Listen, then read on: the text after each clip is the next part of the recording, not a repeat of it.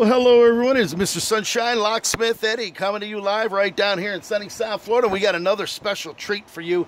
What we have here is a Kawasaki Ninja Ignition switch. This ignition was sent to me from some friends in Uniontown, Pennsylvania, since they couldn't find a locksmith to make a key for this, so they shipped it on down here to Mr. Sunshine, Locksmith Eddie. I've been a locksmith for over 35 years. I know this game better than anybody.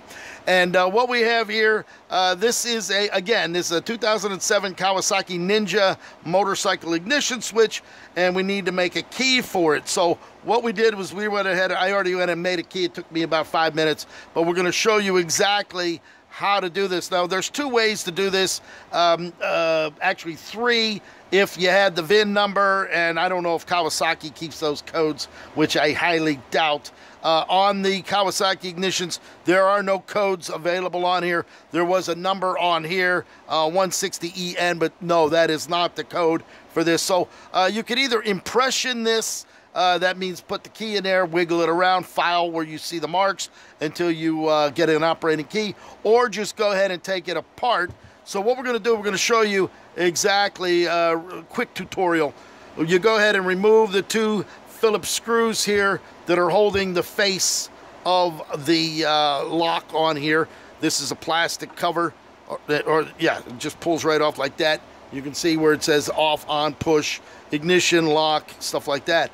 This here now has a hardened steel collar. There's a hardened steel collar held in by 3 roll pins. These are synonymous with the older foreign automobiles where they would pound roll pins in there to hold the face caps on. Now, to remove these, we used a small drill. You drill alongside of the roll pin because there's a hardened steel pins. You don't want to try drilling that because you're going to break your drill bit. You drill alongside of the roll pin. You then use a sharp awl and stick it in there, and by prying it up, you'll be able to pry the 3 out of there. You can see we did 1, 2, and 3.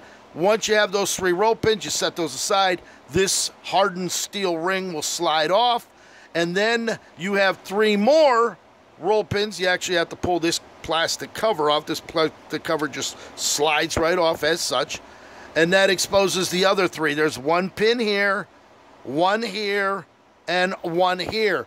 You hardly really notice them. They just look like bumps in there unless you know that you have to drill alongside of that, stick your awl in there, and then go ahead and pry that. As a matter of fact, we'll just show you how this one came out right here. You see, you use your awl and you pry the roll pin out.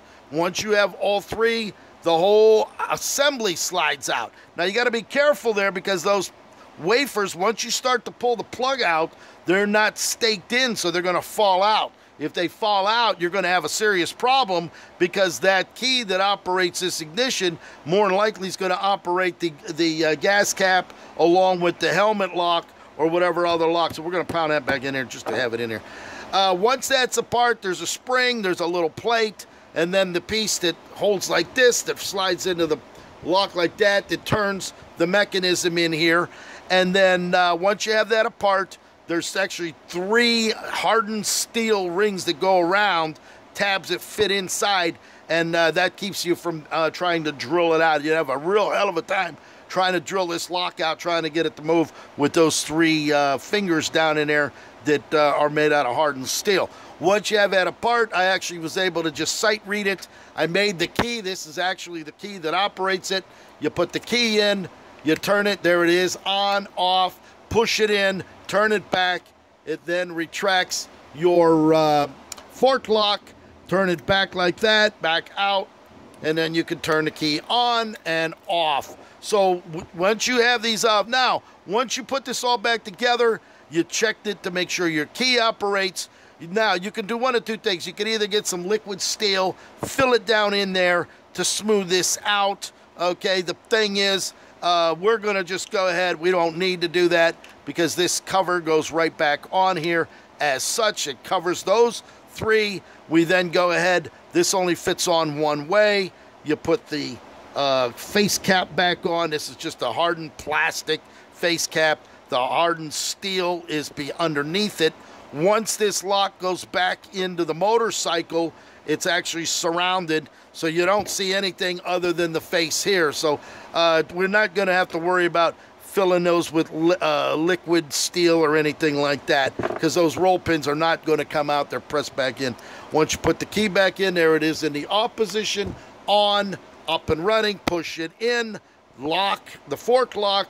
You can pull the key out and you're up and running again. So there it is, Kawasaki Ninja motorcycle ignition key. There it is. Pick up that phone if you have a lock, whether it's any kind of lock, vintage Rolls-Royce. I'm actually going to be doing a few vintage Ferrari locks here later on this weekend, which we will be doing some videos on that as well. Rolls-Royce, Lamborghini, and such. So pick up that phone, 561-693-8636.